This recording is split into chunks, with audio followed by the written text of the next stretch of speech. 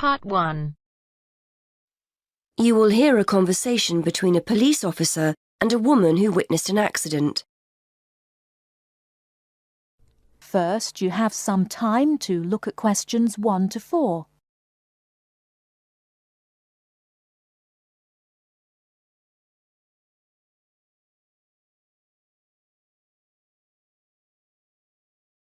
Now we shall begin. You should answer the questions as you listen, because you will not hear the recording a second time. Listen carefully and answer questions 1 to 4. Hello, madam. I understand you witnessed the accident. Have you got a few minutes to tell me what you saw? Yes, no problem. I don't have to be back at work for a while, so I'm pleased to help. Did you actually see what happened? Yes, I was standing over there, near the bus stop. I was on my way to get something for lunch and just happened to be looking at a shop across the road. That's when I saw the red car come out from the junction over there. You don't happen to know what time it occurred, do you? Well, I left work for my lunch break at 1, and it's only about 10 minutes walk away, the office, I mean. So it might have been about 10 past 1. Although I did pop into the shop for something, so it was probably closer to 1:15. So it pulled out of Monk's Road, that's the road over there, straight onto High Street. That's right, yes. Did you get a view of who was in the car? There were 3 of them. 2 in the front, the driver of course, someone in the passenger seat, and there was someone in the back. They were quite young. I doubt if they were much older than 20. Anyway, they came speeding out of the side road over there and hit that lady's bicycle. The driver didn't bother to stop to find out if she was okay. He just drove off along the main road towards the town centre. Is the woman okay? She should be fine. She banged her head when she came off the bike, so we've called for an ambulance. They always like to check you out in case you have concussion. But no, she seems fine. Before you hear the rest of the conversation, you have some time to look at questions 5 to 10.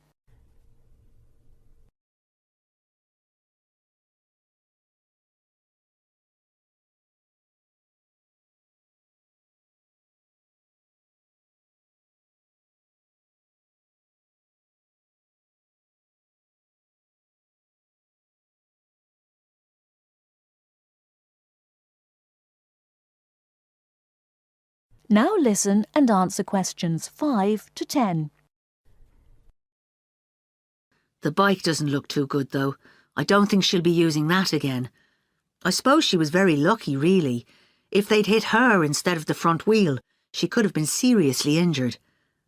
It looked like they were just in a hurry and didn't want to stop at the junction. I know the traffic lights aren't working there, so perhaps they thought they could just pull out. Could you give me a description of the car? Do you know the make and model? Well, I'm not very good with cars, but I'm pretty sure it was the same model as my husband's car, a Ford Fiesta. It was red, like I said, and quite old, and the door on the driver's side was damaged. It looked like it had been in another accident some time ago. I don't suppose you had a chance to take down the registration number, did you? I did, actually. Let me see. Y48BYW. Will that help you trace them? That's really helpful. It depends. It might be a stolen car, but at least we'll be able to trace the owner. If it wasn't stolen, then yes, we'll be able to find out the name of the driver. Now, would you mind giving me your contact details, just in case we need to get in touch about anything? Of course. What's your name? Mrs. Stansfield. Rita Stansfield. That's Stansfield.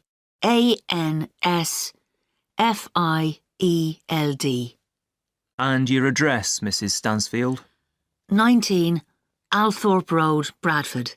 That's ALTHORPE. Have you got a telephone number we can get you on? Yes, it's 0232 566 788. And do you have a mobile number? Yes, 07834 889 772. That's great, Mrs. Stansfield. As I said, we may get in touch if we need any further information, but probably what you've told me is enough. Thanks for your time. No problem. I'm glad to have been of help.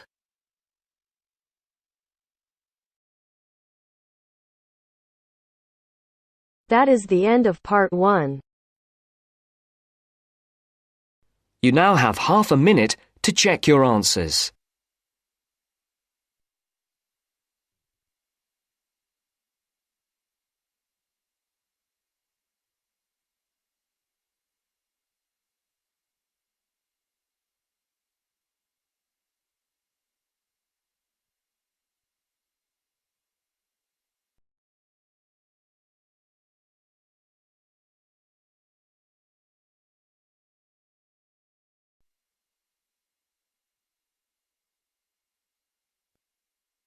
Now turns to part 2.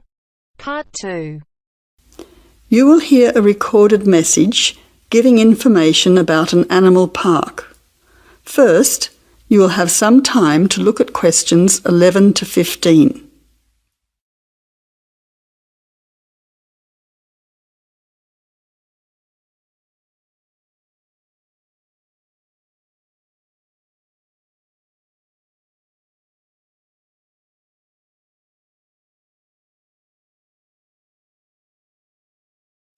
Now listen carefully to the first part of the message and answer questions 11 to 15. Welcome to the Australian Wildlife Park Information Line. The Australian Wildlife Park is very proudly owned and operated by an Australian family, John and Amanda Brooks, who operate the Australian Wildlife Park with their children, David and Sandra. The family doesn't receive any government assistance. It's solely funded by tourists visiting the park. Thank you for your support and assistance. When the Brooks family purchased the Australian Wildlife Park in 1987, the park housed a small collection of animals and birds on a modest 5-acre or 2-hectare property. A few years later, the park doubled in size when the family purchased the adjoining property. Also, the collection of animals started to boom. In May 2003, the family designed and built a new park in the public open space. Once again, more than doubling in size. The park now features about 200 species with more than 2,000 head of animals, birds and reptiles. Regarding the entry fee, adults pay $23, children aged 3 to 14 pay $10, aged pensioners are $17 and students are $16. One of the great things about the Australian Wildlife Park is that all of the attractions are included in the entry fee. No extra money is needed around the park, so make the most of your experience. All shows, talks, photo opportunities and animal food are included in your entry fee. In addition, the Australian Wildlife Park is open every day of the year from 9 a.m. to 5:30 p.m, except Christmas Day, 25th of December. Before the final part of the message, you now have 20 seconds to look at questions 16 to 20.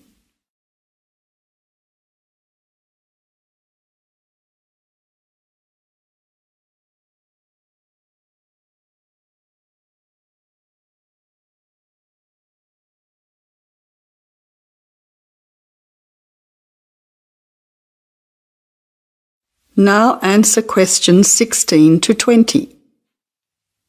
Several attractions are available to visitors to the Australian Wildlife Park.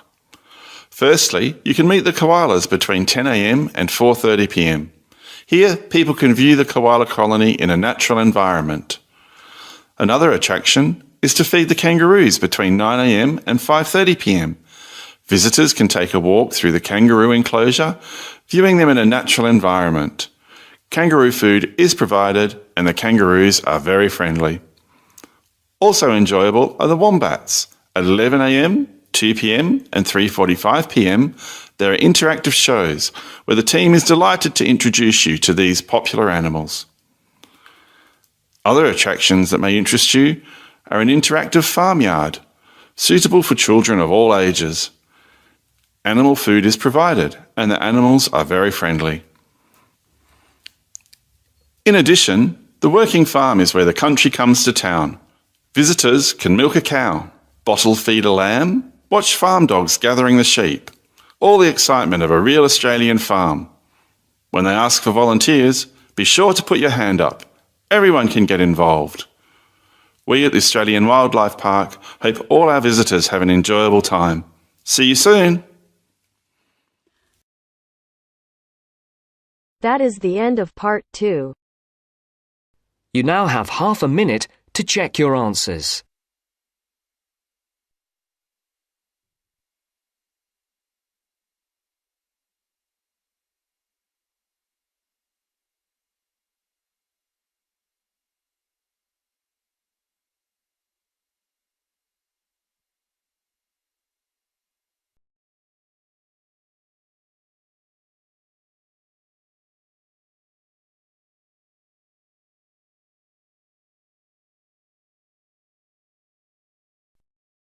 Now turns to part 3.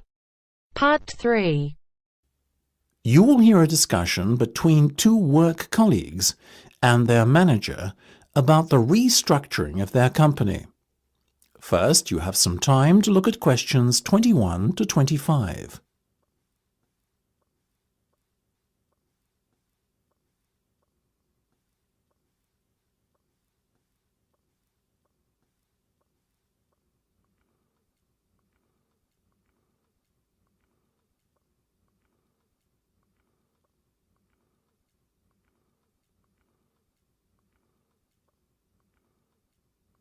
Now listen carefully and answer questions 21 to 25.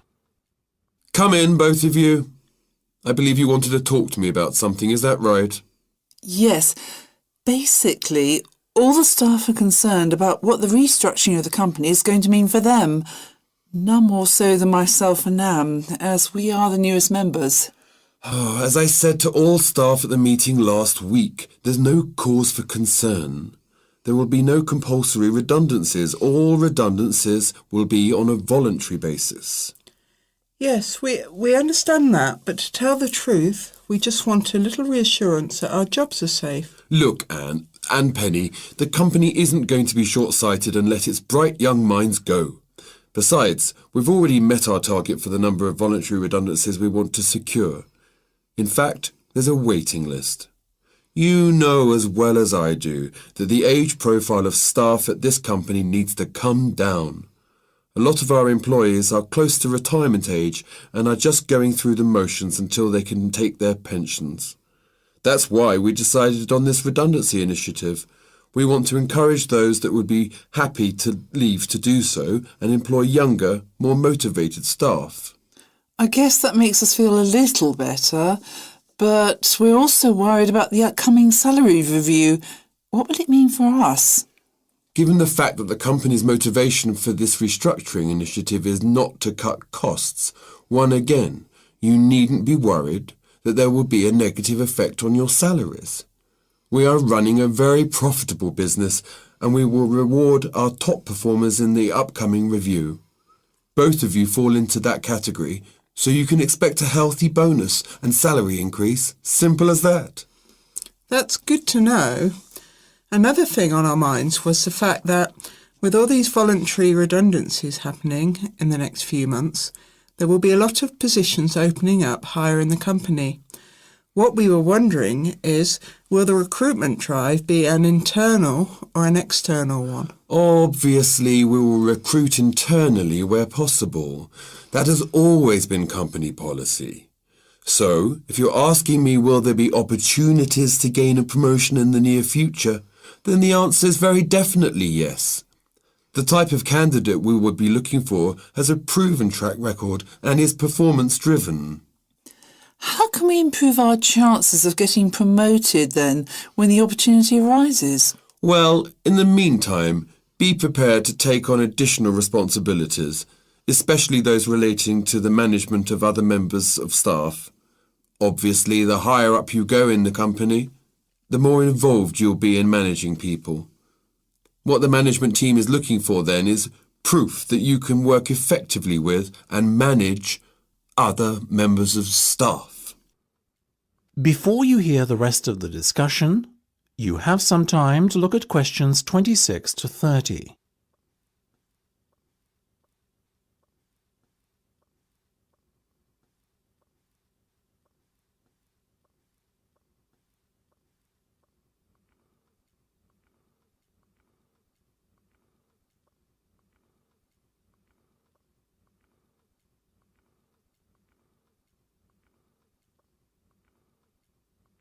Now listen and answer questions 26 to 30. One more thing. Go on. This project you've given us to manage, is it a test of our abilities? I guess you could say it is a test of sorts, but look at it more as a chance for you to prove yourselves. Actually, now that I have you both here in private, can we talk about that a bit? Of course. OK. Penny, let's start with you. Has the timescale been agreed yet? Yes. You said we have a total of 8 weeks to bring the product to launch. So we've decided to allocate 3 weeks at the beginning to product research and prototype testing. Very good. Then after that, we are going to spend a further 3 weeks formulating our marketing strategy and doing some research and testing on a sample of the target market itself to get some feedback. And presumably the last 2 weeks will be devoted to the launch? Exactly. Now, let's talk estimated costs. Well, you've given us a total budget of £100,000. Of that, we're allocating 50% to product development and testing, a further 25% to marketing, and £25,000 will be spent on the launch. Penny, give me a breakdown of the launch costs, would you? Sure. £10,000 will be spent on hiring and decorating the venue, £10,000 will be spent on promotional work, and the remaining money will be used to pay for catering and administrative costs. I'm very happy with that, to be honest. As I said, you guys should stop worrying. You're doing a fantastic job, so keep it up.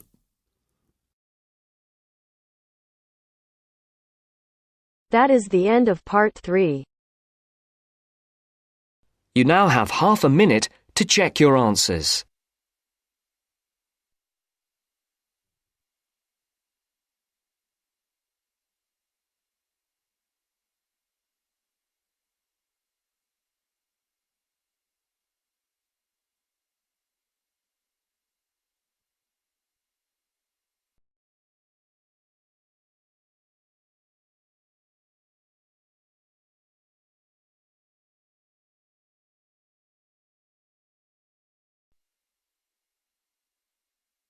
Now turns to part 4.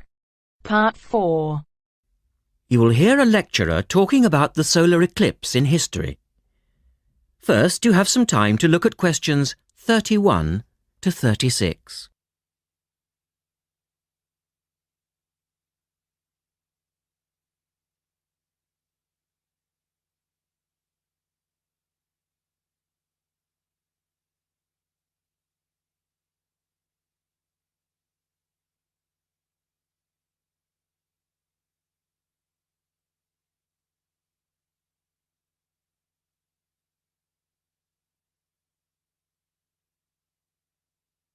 Now listen carefully and answer questions 31 to 36.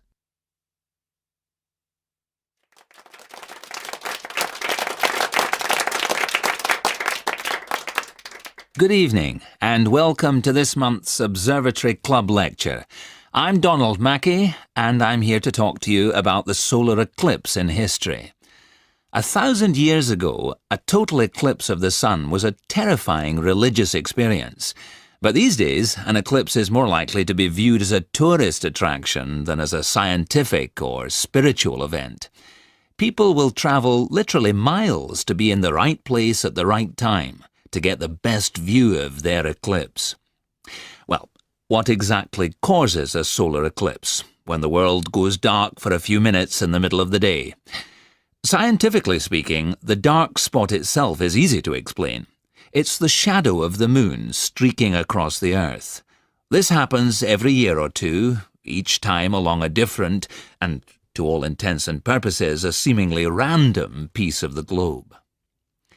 In the past, people often interpreted an eclipse as a danger signal heralding disaster, and in fact the Chinese were so disturbed by these events that they included among their gods one whose job it was to prevent eclipses. But whether or not you're superstitious or take a purely scientific view, our earthly eclipses are special in three ways. Firstly, there can be no doubt that they're very beautiful. It's as if a deep blue curtain had fallen over the daytime sky as the sun becomes a black void surrounded by the glow of its outer atmosphere. But beyond this, total eclipses possess a second, more compelling beauty in the eyes of us scientists, for they offer a unique opportunity for research. Only during an eclipse can we study the corona and other dim things that are normally lost in the sun's glare. And thirdly, they are rare. Even though an eclipse of the sun occurs somewhere on Earth every year or two, if you sit in your garden and wait, it will take 375 years on average for one to come to you. If the moon were any larger, eclipses would become a monthly bore. If it were smaller, they simply would not be possible. The ancient Babylonian priests, who spent a fair bit of time staring at the sky, had already noted that there was an 18-year pattern in their occurrence, but they didn't have the mathematics to predict an eclipse accurately. In the second part, the speaker talks about a number of scientists. Look at questions 37 to 40.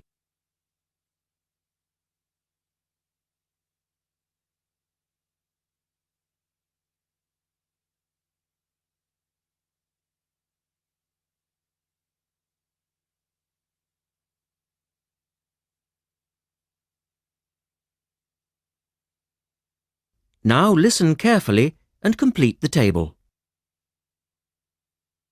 It was Edmund Halley, the English astronomer, who knew his maths well enough to predict the return of the comet, which incidentally bears his name, and in 1715 he became the first person to make an accurate eclipse prediction. This brought eclipses firmly into the scientific domain, and they've since allowed a number of important scientific discoveries to be made. For instance, in the eclipse of 1868, two scientists, Janssen and Lockyer, were observing the sun's atmosphere, and it was these observations that ultimately led to the discovery of a new element. They named the element helium, after the Greek god of the sun. This was a major find, because helium turned out to be the most common element in the universe after hydrogen. Another great triumph involved Mercury. I'll just put that up on the board for you now. See, there's Mercury, the planet closest to the sun, then Venus, Earth, etc. For centuries, scientists had been unable to understand why Mercury appeared to rotate faster than it should. Some astronomers suggested that there might be an undiscovered planet causing this unusual orbit, and even gave it the name Vulcan. During the eclipse of 1878, an American astronomer, James Watson, thought he'd spotted this so-called lost planet. But, alas for him, he was later obliged to admit that he'd been wrong about Vulcan and withdrew his claim. Then Albert Einstein came on the scene. Einstein suggested that, rather than being wrong about the number of planets, astronomers were actually wrong about gravity. Einstein's theory of relativity, for which he's so famous, disagreed with Newton's law of gravity in just the right way to explain Mercury's odd orbit. He also realized that a definitive test would be possible during the total eclipse of 1919, and this is indeed when his theory was finally proved correct. So there you have several examples of how eclipses have helped to increase our understanding of the universe. And now let's move on to the social aspects, and I think you'll find... That is the end of part 4. You now have half a minute to check your answers.